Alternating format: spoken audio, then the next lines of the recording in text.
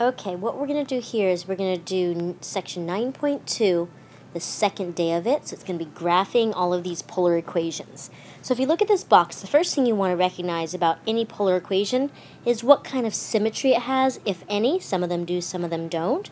And the easiest way to do it is to identify what type of function you're looking at. So for instance, if you're looking at the cosine function, if you think about cosine as being the x value over the radius, so keep in mind that's how we identify cosine. Things with cosine in them typically have x-axis symmetry. There are some exceptions that we'll talk about, but usually if you see a cosine in it, it will have x-axis symmetry. If it has sine in it, y over r, think about that, it has y-axis symmetry. Okay? And then if it has an r squared, r to the fourth, some even power of r in it, then it has symmetry about the origin, and we'll talk about that when we get there. So let's take a look at the first example. First, you want to identify the fact that it has sine in it, so it's going to have y-axis symmetry, which means when I graph it, okay, this one I kind of already know what the graph looks like, but it should be symmetrical about the y-axis. This one's going to look kind of like a heart. Okay, so if that's the y-axis going up and down, it should have symmetry about the y-axis. Now, what I want to do first is I want to graph the function in rectangular coordinates and then transfer those into r's and thetas. Okay, so let's take a look. If I have the function 1 minus sine theta, and I graph it, it's first going to have period 2 pi. Okay, and cut it all into halves of pi's here. Okay, and it would be an upside down sign and then moved up 1. So I'm going to go ahead and graph the final. I think you guys are probably pretty good with that. So it's an upside down sine function because of the negative in front, and then moved up 1. Okay.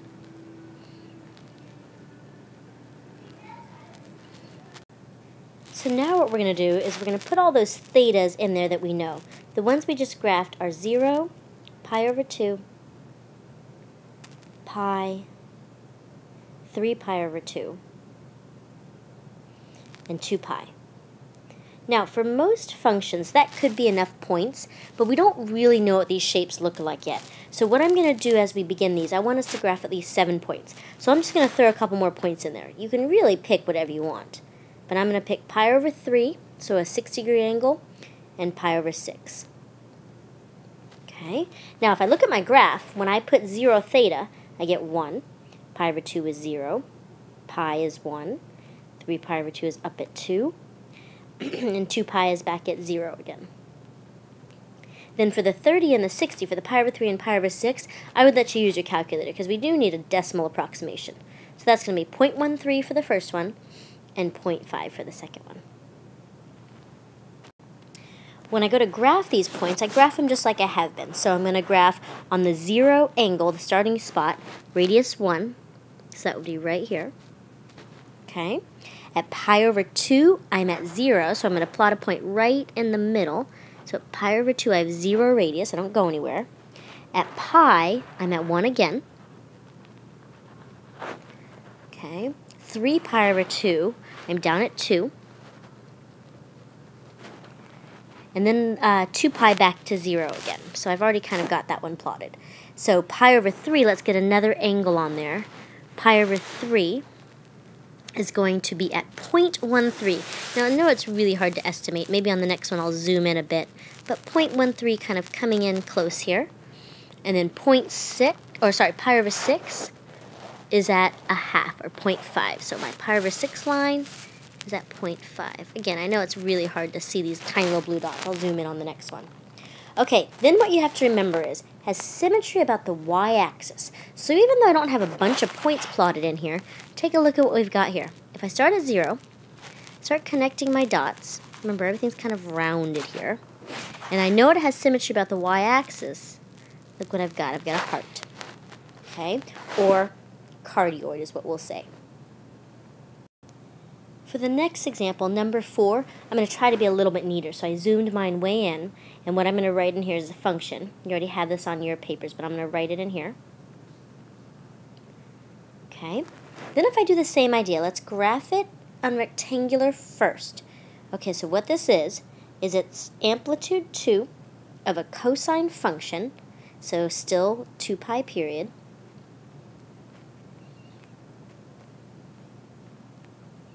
okay, and it's also going to be moved up 3, so I'm going to go ahead and graph that in there.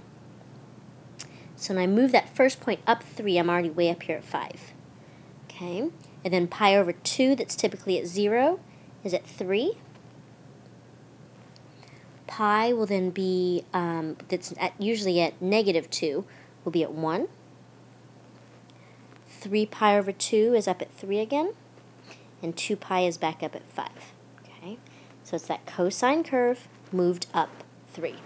Okay, so let's fill in the angles once again that we know, straight from the graph. So here's the thetas, and then just straight from the graph, if I fill them in, for the y values, or the r's, it goes 5, 3, 1, 3, 5. And then I want a couple more points, so I'm going to pick a couple here. Pi over 6, which would be 4.73.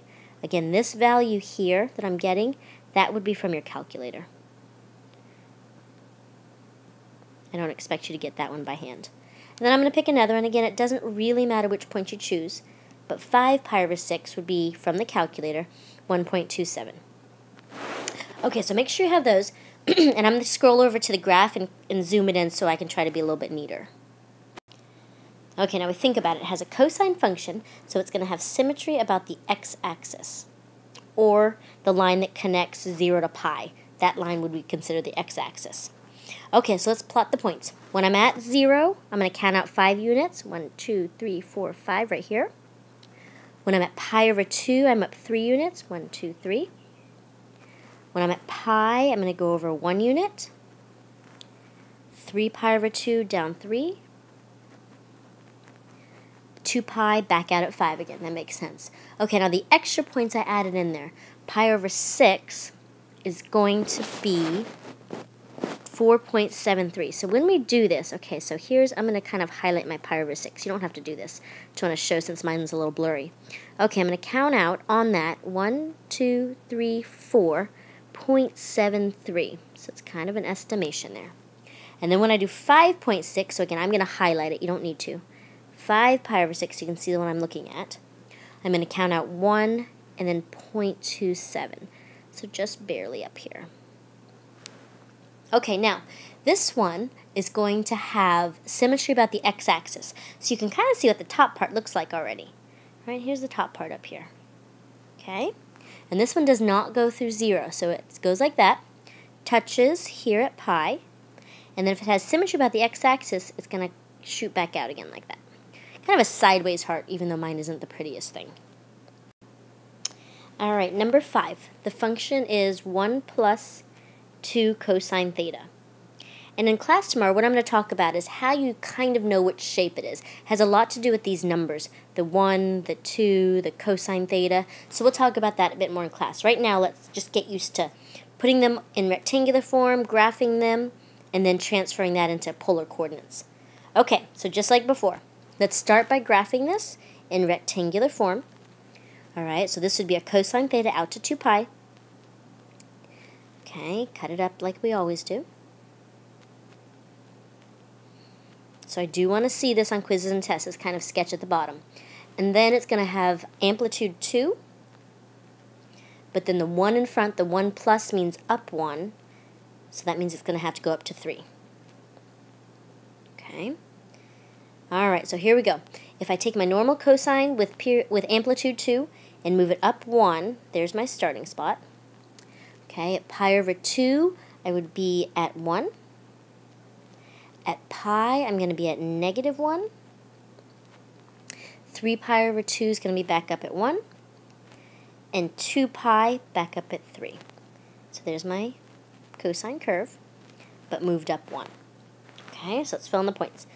0, pi over 2, pi, 3 pi over 2, 2 pi. And then the points straight from the graph, 3, 1, -1, 1, 3. Okay, now once again, you can pick any points. I'm just going to pick a couple.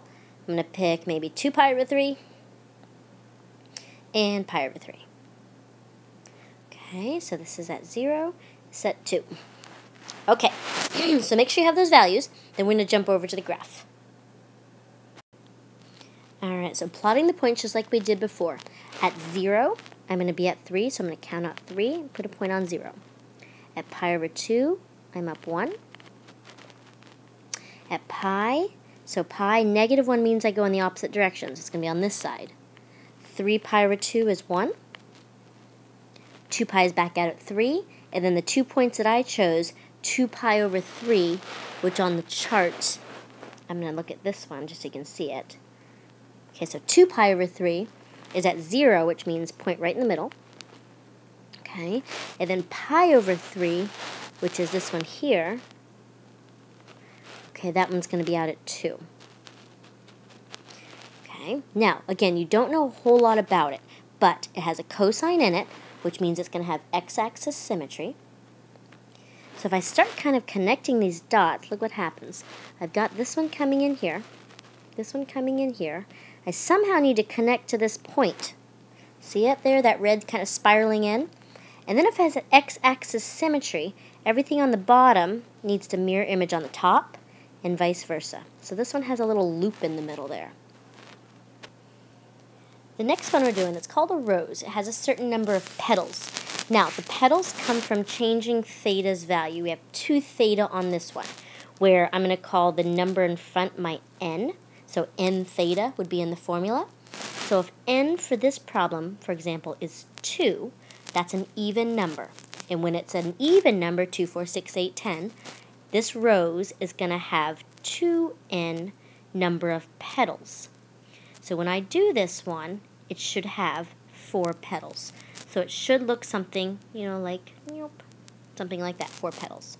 Now, just as a side note, if it's an odd number, like 3 theta, then the rose has 3 petals. So even numbers, it would be 2n petals. Odd numbers, it'd be n number of petals. Okay, let's talk this one through. I'm going to graph it, rectangular form. Now, the 2 theta changes the period, so I only have pi as the period, which means I need to cut this one into quarters. Okay, this one has amplitude 2.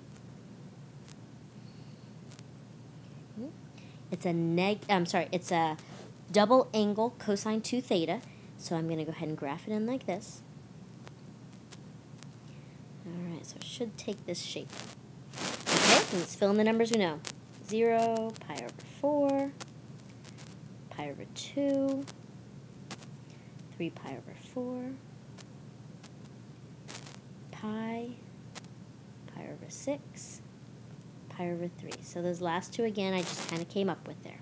So going from the graph, 0 is at 2, then 0, then negative 2, 0, 2, 1, negative 1. Alright, plotting those points on here. If I plot 0, I'm at 2. Pi over 4, I'm at 0, so I'm back at the center. Pi over 2, I'm at negative 2, which means I go 2 in the opposite direction. 3 pi over 4, I'm at 0 again, so back to the middle. Pi is out at 2. And then the 2 extra ones I picked, pi over 6 is at 1. So pi over 6 is at 1. Okay. Pi over 3 is at negative 1. So my pi over 3, negative 1. Okay, now it's really hard to see what's going on here, but I do know that it has both types of symmetry, and the reason for that is because of the double angle formula for cosine. Think about this. You do have to remember this. Cosine squared minus sine squared, so it should have both x-axis and y-axis symmetry because of the cosine and the sine in the same question. So, and I do know that because of the 2 theta, instead of just 1 theta, it should take the shape of a rose, a flower. Okay, so that makes sense. There's a petal. Remember, it's all symmetrical. All symmetrical. And because of the 2n, I know it's got this 4th petal up there, even though I don't have any points on it.